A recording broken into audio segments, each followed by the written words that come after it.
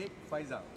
He said, I signed because Nick Faisal's signature was already there. You understand? Yeah. And then Nick Faisal took all these documents whenever they are made, and what he did with them, he doesn't know. Okay. Yeah. But when I cross-examined him, Okay. Cross, huh? when I cross-examined him, Okay. I showed him 17 of such documents, which we transferred into transparencies, so that we can put it on a projector. Yeah. All 17, including the 6 that relates to the 42 million. Okay.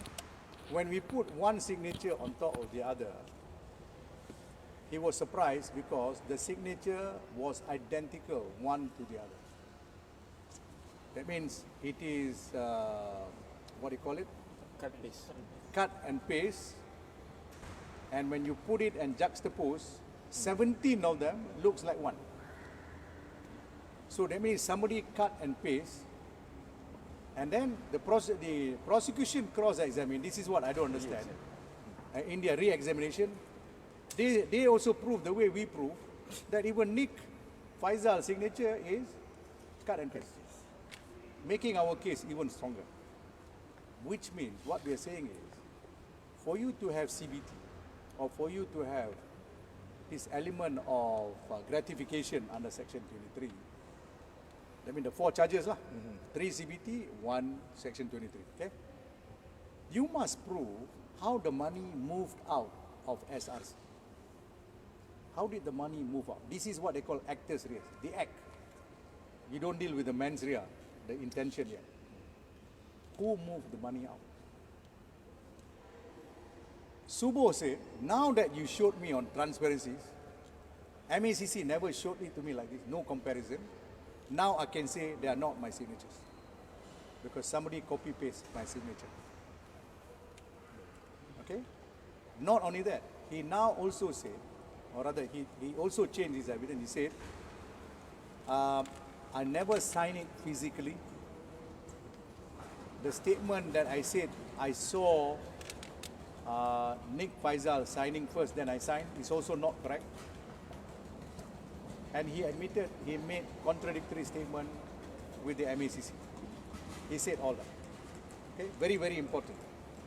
Now, he also said that I could not possibly have signed this document because I never, as a director, signed any document pertaining to transfer of money. I have never done that, he said. So that is why I submitted to the court that Subo was put under pressure by MACC because his passport was confiscated. He was under arrest, and he was persuaded to come back from overseas. You remember he ran away from Bangkok, he went to Saudi, Dubai, somewhere, all that, Dubai and all that, and Jakarta, or finally persuaded back. So 5 statements, especially after the last 2 statements, the IO said, I wanted him to be sure that he signed the document. After he said in 3 documents that he didn't sign. Okay, so there was some element of pressure. But in court, he felt free. And then he said, the MACC never showed the way you showed it to me. Namely what? You did the superimposition, and I can see that my signature was copy-paste. Same with Nick Faisal. Now, so in the light of that, quite clearly the prosecution case falls to the ground because he never transferred. Entire case, huh? Entire case falls to the ground because we're talking about 42 million, right? All these charges, Amla, semua is 42 million.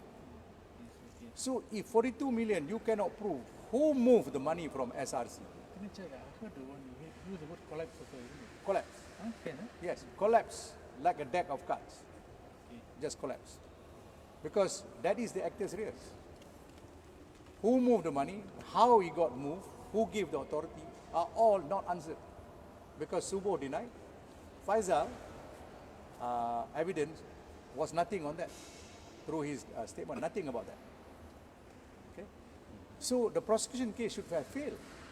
But you know what the judge did in the prima facie finding, which he changed into his main judgment? He said he may have forgotten lah. That's what he said.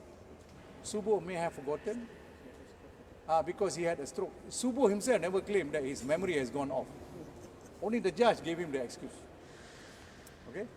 So he says, surely this is a matter that he can take inference. How can you take inference when the witness, his last stand was, I didn't sign, this is a forgery. He said, this is a forgery. And the prosecution never re-examined him on that. They left it unchallenged. Okay? Not only they left it unchallenged, they aided us by saying Nick Faisal's signature also cut and paste. So if both signatories cut and paste, who remitted out of SRC the 42 million in the 3 tranches? Who remitted it? No answer. So if that is the case, who has got the control of the money to make it CBT? Who was expecting it as, gratification? Surely, if gratification, there must be a payer and payee. Correct? Who paid? No evidence of this. So that's why I say the case collapsed. The judge was bending backwards, and I use this word, you can quote me. I say, this is a case, the judge behaved as a second prosecutor. He bent backward, and he tried to justify PW 42 and the prosecution's case, more than what the prosecution argued. So we have 2 prosecutors. Cases say you cannot have 2 prosecutors. The judge cannot descend into an arena where it is the field of the prosecution. You can't do that. Okay? That's basically it today, the main point. So he saved the SP 42 SP 42. on behalf of the prosecution. No, SP 42 we showed.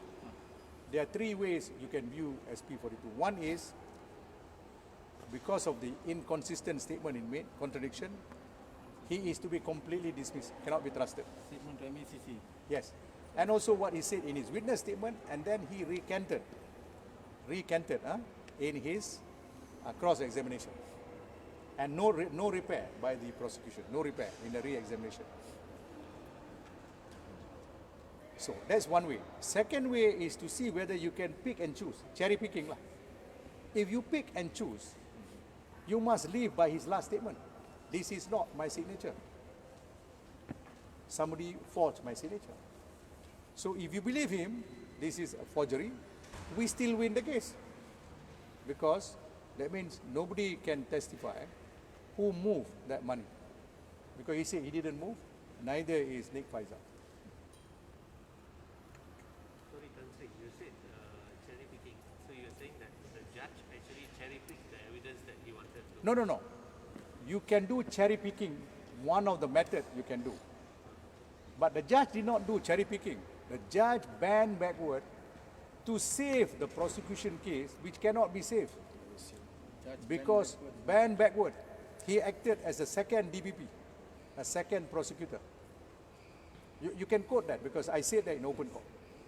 And there are cases. To save the prosecution's case. To save the prosecution case, he bent backward. That's why you term him as he's a second prosecutor. He's a second prosecutor. There are cases that say and deal with situation like that when a judge became a second prosecutor.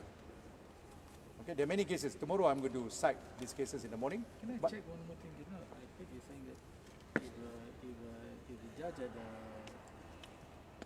discarded Subo, I mean your client would have been entitled acquittal without defense call. Prima facie stage. Without defense call. Without defense call. Because a major element to show how the money moved out from SRC is gone. And how did it come to my client's account from indirect sources?